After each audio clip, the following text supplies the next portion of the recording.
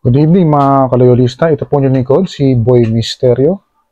Pag-usapan po natin yan, yung pagkabigo ni Fen Tamao na ibukod yung Mindanao sa Pilipinas. Bigo po siya. Dahil ito po ay nireject ng OPARU, BTA, tsaka MNLF.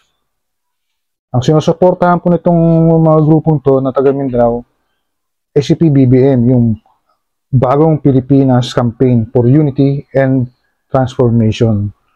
The Bangsamoro Transition Authority, BTA, and Moro National Liberation Front, MNLF, expressed their support to President Ferdinand R. Marcos Jr. and his Bagong Pilipinas Campaign for Unity and Transformation. Ganda ng balita. Bigo na naman sila Duterte. Dahil gusto nilang ibukod yung Mindanao para maghari sila ron. O para protektahan yung sarili nila sa paparating na ICC itong mga April. Natatakot sila kaya gusto nilang ibukod yun, sila ang maghari doon sa Mindanao. Kaya gusto nilang i-separate yung Mindanao para hindi talaga makapasok ang ICC. Hindi siya maaresto. Yun yung totoong intention nila. Talagang wala na. Andito na yung ICC talaga. Paparating na. Kaya humahanap sila ng way para hindi maaresto si Digong.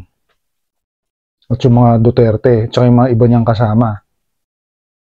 Kahit anong sabihin ni Pangulong Marcos na hindi niya papayagan, pero nakakapasok yung ICC. Sinasabi ni Trillanes yun kasi updated siya dahil siya ang nag-file ng kaso. Ina-update siya ng ICC kung anong progress ng kaso. At sinabi nga tapos na yung investigation at warrant na lang inaantay. Eto, dito napapraning si Fen Tamao. Dito sa sinasabi ni Trillanes. Kaya kung ano-ano nung naiisip niya. Kaya tama yung sinabi ni Montulfo na kailangan magpatingin na sa mental si dating presidenteng Digong. Ay nako, minamalas talaga. Papasahin ko po sa inyo yung kung bakit, ang rason kung bakit gusto nilang humiwalay ang Mindanao. Duterte says Alvarez will prevent ICC's entry in separate independent Mindanao. If there will be a separate Mindanao Republic, ICC could no longer enter Mindanao because Alvarez here will hide me. So, diba? Yun talaga yung intention nila. Huwag pahuli ng buhay ng lalaban. Parang yung ginawa niya sa EJK ng laban, yun sa kanya nangyayari. Diba? Buhay nga naman. Bilog ang mundo talaga.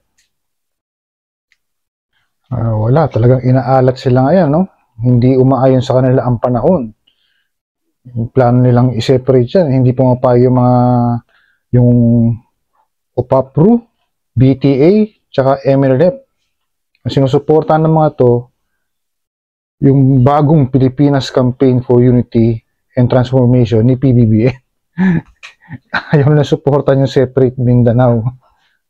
No way daw, no way, hindi po pwede. Pakinggan po natin yung sa news yung sinabi nito mga taga Mindanao.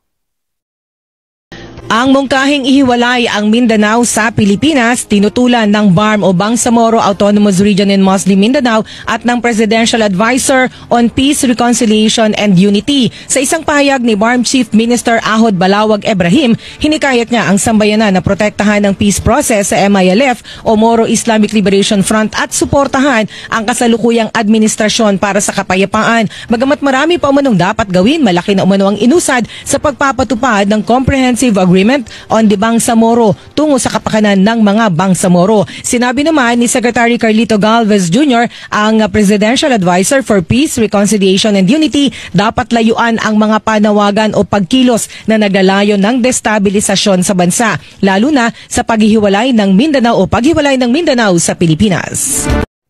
Ayun, ayaw talagang humiwalay ng mga taga Mindanao. Kasi gusto nila yung panlakad ng ating gobyerno. Kaya ayaw nilang humiwalay.